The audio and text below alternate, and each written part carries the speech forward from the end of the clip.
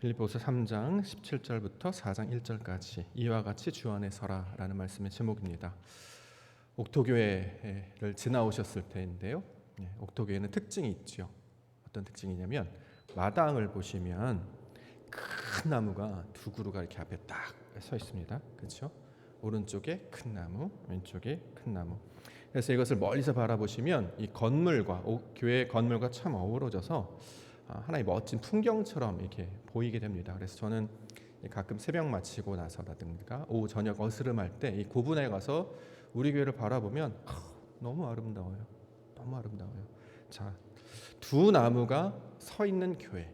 서울에 이런 교회가 있었던가? 제가 여러 교회를 섬기며 지나왔습니다만 도심에서 큰 나무가 두 그루가 이렇게 마주보고 서 있는 교회 만나기도 어려웠을 뿐만 아니라 이렇게 마당이 있는 곳에서 나무가 서 있는 건물을 만나는 것이 쉽지 않았습니다.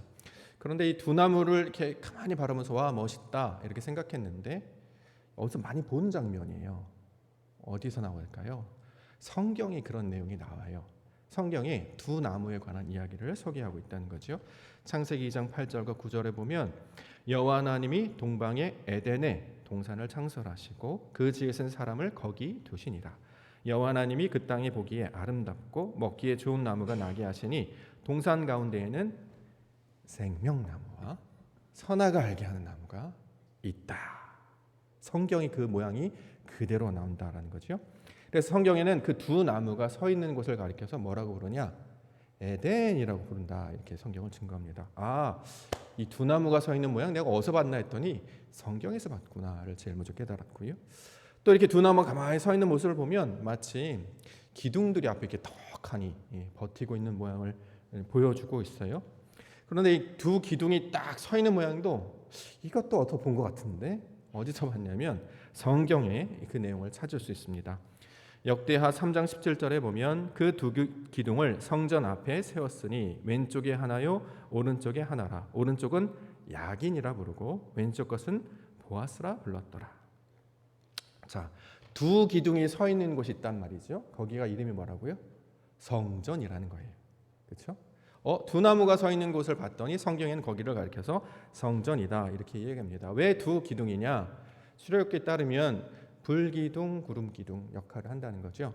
여기서 말하는 기둥은 이 지붕을 올리는 어떤 기둥의 의미가 아니라 앞에 보이게 하기 위해서 여기 보세요, 나 여기 있어요 하는 것처럼 두 기둥. 자, 그래서 저는 이게 수치 좀 없는 거를 야긴이라 생각하고 수치 좀 많으면 보아스, 두 글자 세 글자 이렇게 하면 오른쪽 게 야긴, 보아스. 그래서 저는 이렇게 왼쪽 나무를 야긴이라 부르고 오른쪽에 있는 걸 보아스 이렇게 나무 부르고 있습니다. 성경에 보니까 두 나무가 있는 곳을 가리켜서 에덴이라고 말을 하나요? 그렇죠? 그런데 공교롭게도 우리 교회도 두 나무가 있습니다. 에덴이 어디에 있죠? 옥토교회가 에덴인 줄 믿습니다. 두 기둥이 서 있는 곳을 가리켜서 성경은 성전이라고 불러요. 그런데 우리 교회도 두 기둥처럼 이렇게 딱 버티고 게다가 계단도 이렇게 올라오는 계단, 이렇게 오르는 계단, 이 지금 모양이 있잖아요. 두 계단이 있는 곳이 있었습니다. 그것을 성전이라고 부르네요. 공교롭게도 우리도 똑같이 있네요. 그렇죠? 그 성전이 있는 곳이 어디입니까? 옥토교회가 바로 성전과 같은 곳이다라고 저는 생각합니다.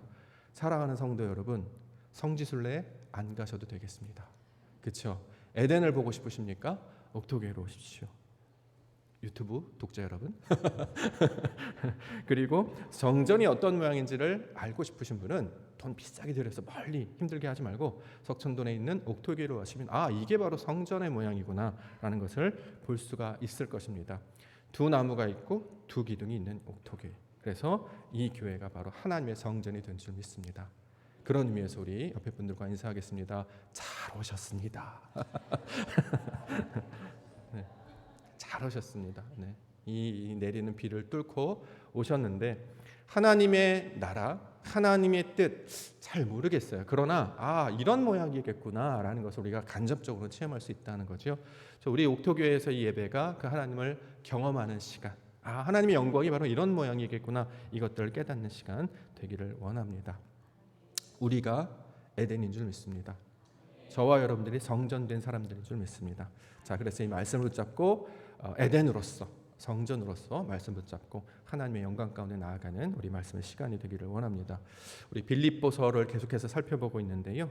빌립보 통해서 사도 바울은 자신의 신앙이 어떠한 것인지를 오늘 본문을 통해서 설명을 하고 빌립보 교회 가운데 권면하고 있습니다. 그 권면의 내용은 이와 같이 주 안에 서라라는 말씀이었습니다. 4장 1절 보겠습니다.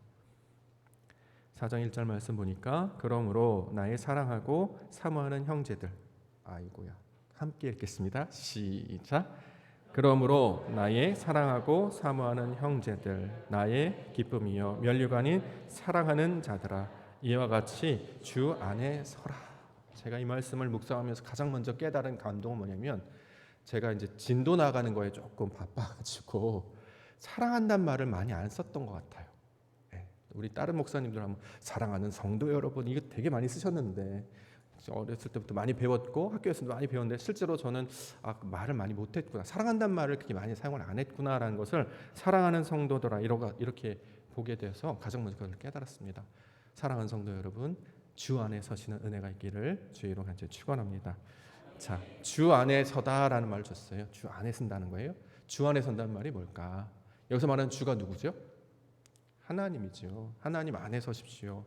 어렵지 않아요. 하나님 밖에 있는 자가 하나님 안으로 들어오는 것이고, 여기서 말하는 주는 성령을 가리키는 말이죠. 그렇기 때문에 성령 안으로 들어오시면 되고요. 교회 바깥에 있다면 교회 안으로 들어오시면 되고, 말씀 바깥에 있었다면 말씀 안으로 들어오시면 됩니다. 이처럼 하나님 안에, 말씀 안에, 성령 안에, 진리 안에 내 마음과 뜻을 두며 나아가는 것을 주 안에 선다, 이렇게 지금 성경은 설명하고 있습니다. 요거를 조금 더 설명을 하면, 아까 두 나무를 이제 설명을 드렸잖아요. 두 나무가 이렇게 서 있단 말이죠. 근데 하나님을 모르는 사람들은 이 두 나무를 보면서 어떤 생각을 하냐면, 저기다가 휴지를 버리면 되겠구나, 이렇게 생각을 하시나 봐요. 제가 새벽 예배 마치고 나서 항상 여기 청소를 하는데 오늘은 왜 이렇게 또 많죠? 저쪽 가보니까 막 커피 먹은 거, 뭐 음료수 먹은 거, 뭐 담배 피신 거냐 난리를 해놨어요. 일부 치우다가 시간이 없어서 그냥 들어왔는데, 하나님을 알지 못하는 사람들 나무가 서 있으면 잠시 쉬어가는 곳, 때에 따라선 여기 이제 강아지 산책하시는 분들도 있는데 강아지가 이렇게 해놓은 그 봉투 엄청 많이 나와요, 한 주에. 그거 버리는 곳, 어떤 분들 여기서 뭐 담배 피시고 앉아 쉬는 곳, 여러 가지 일들을 하신단 말이죠. 하나님 밖에 있는 분들. 그런데 하나님 안에 있는 분들은 두 나무를 보면서 뭘 생각합니까? 말씀을 떠올리는 거예요. 이거 에덴 동산을 말하는 것이었는데 말씀에 요게 나왔지. 또 두 기둥, 성전을 가리키는 말인데, 그렇기 때문에 교회를 바라볼 때 그냥 쉬는 것, 앉아있다 가는 곳이 아니라 하나님을 만날 수도 있겠구나라는 기대를 하고 오게 된단 말이죠. 그렇죠? 그래서 제가 아침마다 열심히 청소해요. 그래서 막 앞에서 담배 피고 있으면 여기서 담배 피면 안 돼요, 막 이렇게 얘기해요. 왜요? 하나님이 계시는 곳입니다. 그러면 또 말 잘 들어요. 죄송합니다, 막 나가세요. 교회를 안 다니시는 것 같은데 믿음이 되게 좋으세요. 여기 하나님 계신 곳입니다. 담배 피시면 안 돼요. 네, 그러면서 막 치우신단 말이죠. 감사해요. 옆에 이제 함께 근무하시는 분들이 같은데 말씀을 전하면 이 공간을 우리가 이제 일주일에 한 번 정도는 하나님에 관한 생각을 하고, 우리가 매일 합니다만 이걸 이제 좀 더 입체적으로 우리 삶에서 이걸 경험하고 눈으로도 보고, 두 나무, 두 기둥, 성전, 하나님 계신 곳, 말씀 있는 거 이렇게 떠올리는 것처럼, 이제 나무를 보시면 두 나무가 나타나면 말씀에서 본 것 같은데 하나님의 성전, 하나님이 계신다라는 뜻을 가지고 있는 것 같은데, 이렇게 두 나무로 시작했지만 그 생각의 귀결이 어디까지 나아가요? 하나님을까지 나아가는 것을 주 안에 있다라고 얘기하는 거예요. 이해가 되시죠? 우리가 삶에 갔는데 차가 막혀요. 차가 막히네. 어떻게 차가 막히는 것이 아니라 하나님까지 나아가는 거죠. 앞에 뭔가 있나 보다. 그렇죠? 하나님께서 무슨 일을 하시는가 보다. 내가 좀 천천히 가야지. 이러면 그걸 갖고 주 안에 선다. 내 마음과 생각이 세상으로 뺏기지 않고 하나님을 바라보고 말씀을 떠올리고 하나님이 생각하는 것을 주 안에 선다. 자, 이렇게 이야기하고 있는 것이죠. 저와 여러분들 현재 예배하고 계시는데 이 예배가 주 안에 서는 신앙의 고백인 줄 믿습니다. 말씀을 생각하는 거예요. 우리가 뭐 석천도에 있는 어떤 건물에 들어와서 가만히 앉아있는 이게 아니라, 우리는 말씀이 어떤 것이 선포될지를 기대하고, 이 말씀을 통해서 하나님께서 이런 일 하시겠구나 라는 것들을 바라게 된다는 거죠. 자, 그 마음 우리가 잘 품고 가면 이와 같이 주 안에 서시는 성도와 교회가 되는 것입니다. 자, 이 말씀을 통해서 다시 한번 주 안에 서는 한 주가 되시기를 주의 이름으로 간절히 축원합니다. 자, 오늘 본문에서 사도 바울은 나를 본받으라 이런 말을 하고 있네요. 17절 함께 보겠습니다. 17절 함께 읽을게요. 시작.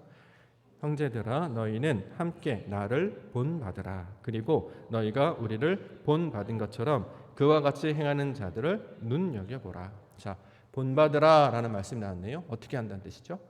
본받으라. 보고 배우라는 거잖아요. 그렇죠? 이걸 본받는다고 해요. 사도 바울은 실제로 본받을 만한 사람이었잖아요. 그렇죠? 3장 5절 우리 앞장 지난번에 살펴봤는데 3장 5절에 보면 그는 8일 만에 할례를 받았다 이렇게 기록을 해요. 이게 율법을 지키는 것이거든요. 태어나자마자 8일째 됐네 할례를 받았어요. 얘는 태어날 때부터 말씀을 엄청나게 지키는 거예요. 8일이면 우리의 의지로는 할 수 없는데 부모님이 신앙교육을 얼마나 잘 철저하게 시켰는지 8일 만에 할례를 받은 사람. 그러므로 어릴 적부터 율법 지키는 게 몸에 배어 있는 자였죠. 또 읽어보니까 이스라엘 족속 베냐민 지파. 남유다를 베냐민 지파, 유다 지파라고 얘기하는데 그 중에서 베냐민 지파. 예전에 사울 왕이 출신이 여기 나오기도 했죠. 자, 이래서 베냐민 지파. 게다가 히브리인 중에 히브리인. 진짜 히브리인이라는 거죠. 대한민국 중에 대한민국, 사나이 중에 사나이, 여자 중에 여자 가장 강조할 때 히브리인 중에 히브리인, 히브리인만 돼도 대단한 믿음인데 그 중에서 진짜 히브리인 이런 사람이에요. 게다가 소속이 어땠느냐? 바리새파였다 이렇게 얘기하는 거죠. 자, 출신이면 출신, 지식이면 지식, 소속이면 소속. 게다가 열심도 엄청 뛰어났고 율법으로도 흠이 없었던 자였다. 와, 본받을 만하지 않습니까? 신앙생활 이 정도 좀 해야죠. 그렇죠? 본받아야 돼. 우리가 원하는 그 신앙의 모델이었습니다. 그런데 사도 바울은 그 모습을 본받으라는 게 아니에요. 내가 가지고 있는 출신, 내가 가지고 있는 지식, 내가 가진 열심 이걸 본받으라고 하는 게 아니었습니다. 오히려 지금 내가 가지고 있는 것들은 오히려 방해가 된다. 해가 된다. 나중에 이제 앞장 읽어보시면 이걸 배설물과 같이 여겼다 이렇게 말하기도 합니다. 여기서 말하는 배설물은 쓰레기 이런 뜻이거든요. 아무 의미가 없는 것이다.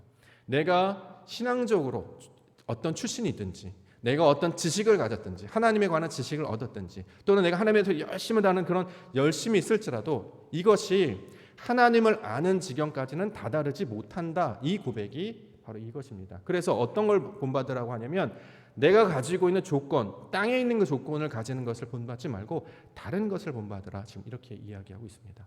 자, 이 모양이 어떤 모양과 닮아 있냐면 솔로몬 왕의 고백하고도 닮아 있습니다.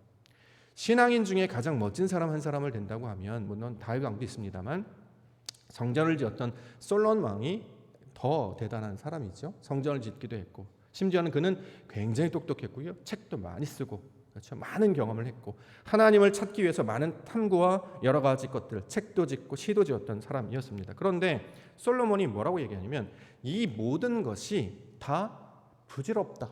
쓰레기다. 아무것도 아니다. 이렇게 고백을 합니다. 그 내용이 어디에 나와 있냐면 전도서 1장 12절에 나와 있습니다. 나 전도자는 예루살렘에서 이스라엘 왕이 되어 마음을 다하며 지혜를 써서 하늘 아래에서 행하는 모든 일을 연구하며 살핀즉 이는 괴로운 것이니 하나님이 인생에게 주사 수고하게 하신 것이라. 내가 해 아래에서 행하는 모든 일을 보았노라. 보라 모두 다 헛되어 바람을 잡으려는 것이로다. 구부러진 것도 곧게 할 수 없고 모자란 것도 셀 수 없도다. 사람으로서 할 수 있는 모든 경험을 다 했는데요. 그것으로 뭘 할 수 있느냐? 할 수 없다를 고백하는 게 그 가장 똑똑했던 솔로몬 왕, 가장 많은 권력을 가졌던 솔로몬 왕의 고백이 되고 있었습니다. 이것을 통해서 우리에게 보여주시는 것은 이 땅에서 얻어지는 것을 가지고는 하나님의 뜻, 하나님의 영광을 볼 수도 만질 수도 깨달을 수도 없단 말이죠. 그렇기 때문에 누구라도 하나님 앞에서 아무런 존재가 아닌 것임을 우리 가운데 가르쳐주고 있습니다. 그래서 땅에 있는 것을 획득함으로 하나님의 것을 알려고 하지 말고 위에 있는 것을 구해야 된다는 거예요. 예를 들어서 출신이나 지식이나 열심은 다 땅에서 사람들이 찾아서 얻을 수 있는 것들이잖아요. 그런 것들을 구하려고 하지 말고 하늘에 있는 것, 하나님께서로부터 주시는 그것을 구해야 하나님의 뜻을 알 수 있다라고 지금 성경은 이야기하고 있는 것입니다. 그래서 본문에 뭐라고 하냐면 우리는 시민권자입니다. 이렇게 얘기하죠. 20절 함께 읽을게요. 시작. 그러나 우리의 시민권은 하늘에 있는 자라 거기로부터 구원하는 자 곧 주 예수 그리스도를 기다리노니.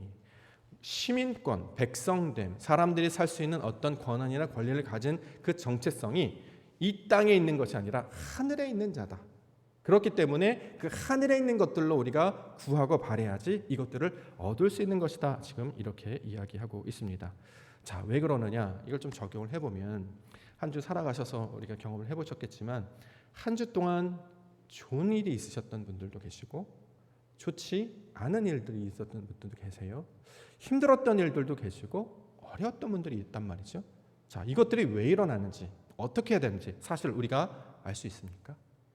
알 수 없다라는 거예요. 제 아무리 똑똑한 사도 바울이라도, 그 훌륭한 솔로몬 왕이라도 사람이 할 수 있는 모든 시도와 노력을 다 해보았는데 그것으로는 사람의 것을 알 수 없다. 그러기에 어떻게 하느냐?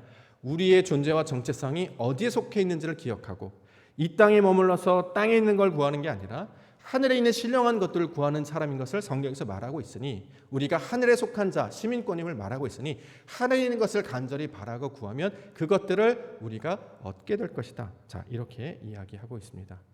자, 이 땅의 것들은 해결되지 않을까? 예를 한번 들어보죠. 주중에 이제 전화를 돌려요. 우리 성도님들 잘 계시는지, 우리가 열심히 기도했던 우리 아기 기억하시죠? 하나님 나라 백성 하민이 얼마나 귀하게 태어났는데요. 처음에 양수가 터져 이렇게 새 가지고 야, 이거 빨리 나오는 건 아닐까? 그렇게 엄마 아빠가 빨리 보고 싶었나 하면서도 조마조마하면서 열심히 기도했더니 시간을 채우고 나왔습니다. 근데 정말 건강하게 태는데 안타깝게도 이 소위 목에 몽우리가 생겨가지고 그게 이제 안 돌아간다고 해요. 부모님이 기뻐하셨으나 아직도 기도하고 계시고 아직도 이제 치료를 받고 있습니다. 왜 이런 일이 일어나는 걸까요? 사실 잘 모르겠어요. 우리 열심으로 섬겨주시고 수고하셨던 장로님 계십니다. 눈이 오나 비가 오나 멀리 의정부에 사시거나 또는 일을 다녀오셔도 항상 예배에 빠지지 아니하시고 항상 앞자리에 앉으셔서 먼저 오셔서 기도하시고, 그 전에 건강하셨을 때는 먼저 오시면 항상 제일 먼저 하시는 일이 교회 주변을 다니시면서 성서하시는 것이었어요. 제가 그게 너무 인상 깊어가지고 제가 그 흉내 내고 있습니다. 그래서 제가 성서를 하는 거예요. 야, 저거 정말 멋있다. 그렇죠? 주일에 평일날에도 합니다만 주일에 이렇게 성도님들 오실 때 교회가 좀 깔끔하면 좋겠다 이런 생각을 하시는 거잖아요. 1시간 전에 오셔서 기도하시고 그 장로님 항상 이 비치아로와 이 쓰레받기를 가지고 이 주를 이렇게 돌아다니면서 다 이런 걸 청소를 하세요. 아, 너무 귀한 모습이다. 그렇게 열심히셨던 분인데 왜 다리가 아플까? 왜 다리가 움직이지 않을까? 허리가 아프셔서 교회를 너무 나오고 싶고 예배를 나오고 싶은데 그렇지 못하다는 거죠. 왜 이런 일이 생기는가? 땅에서 있는 일을 생각하면 보이지가 않아요. 보니까 이걸 고칠 수 있는 무사 선생님이 딱 아직까지 못 만난 것 같아요. 여러분들에게 말씀은 안 드렸습니다만 제가 작년에 다리가 갑자기 아파가지고 일어서지도 못하고 앉지도 못하고 몸도 돌리지 못하고, 전 그런 경우 처음 했거든요.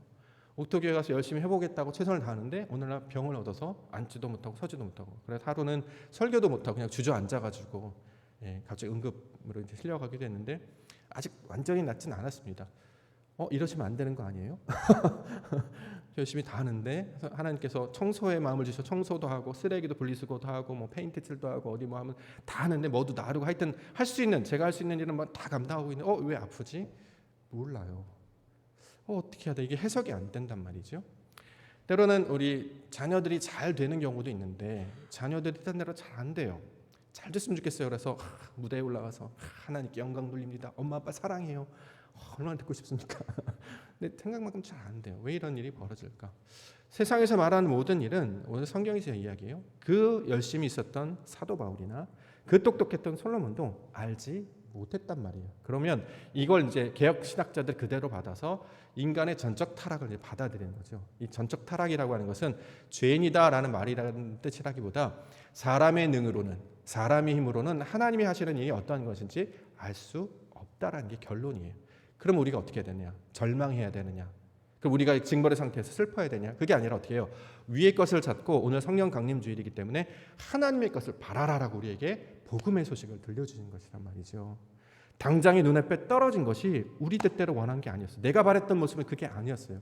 그러면 그거 되지 않았기 때문에 화내고 슬퍼하고 아파하느냐? 그게 아니라 하나님께서 무언가를 하실 거예요. 마치 두 나무를 보고 말씀을 생각해내고 하나님을 생각해내는 것처럼 어떤 현상이 딱 벌어지면 그것 가운데 마음을 뺏기지 말고, 이 일을 통해서 하나님께서 하실 일이 뭘까? 그게 성경에서 뭐라고 이야기하지? 이와 비슷한 장면이 어디에 나오지? 찾아보시고, 더 나아가 이를 통해서 하나님이 원하시는 그 모습이 무엇인지를 우리 가운데 깨닫게 해주신다는 거죠. 그래서 하나님을 찾고 나아가는 것, 이것을 가리켜서 주 안에 서는 자다 이렇게 이야기합니다.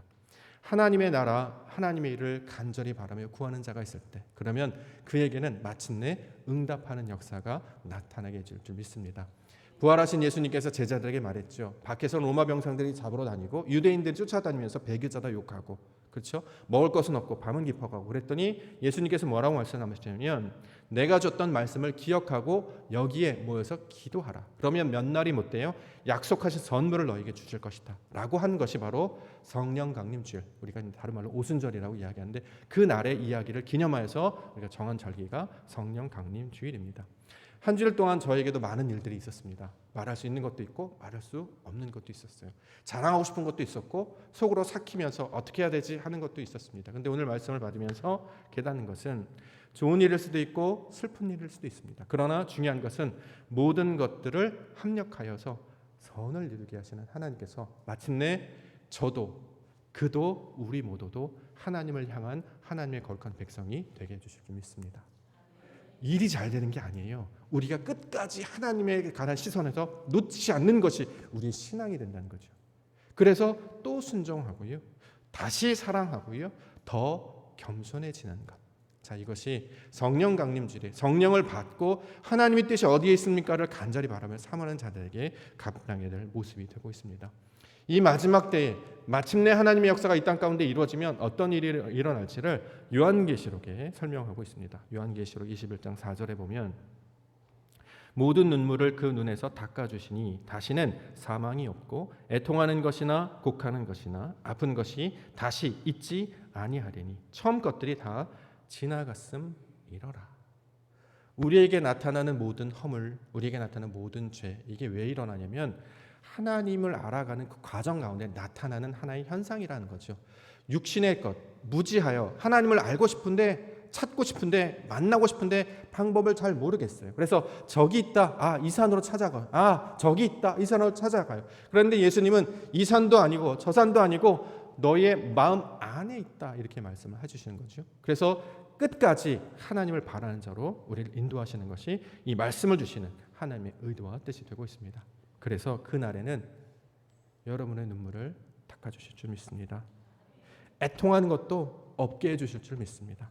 곡하는 것이나 아픈 것까지도 다 없게 해주실 줄 믿습니다. 그 말씀을 마음속 가운데 새기고 그런 장면이 나타나면 성경 말씀에서 그런 게 나타났지, 하나님께서 그렇게 하신다는 것이지 라고 믿음을 가지고 사는 자들을 가리켜서 주 안에 사는 자다 이렇게 말씀하고 있는 것입니다.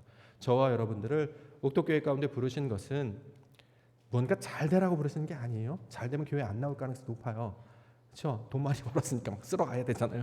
뭐 잘 됐으니까 막 동네방네 소문하고 파티하고 놀러 가야 되잖아요. 그런데 그렇게 하지 않으셨어요. 왜요?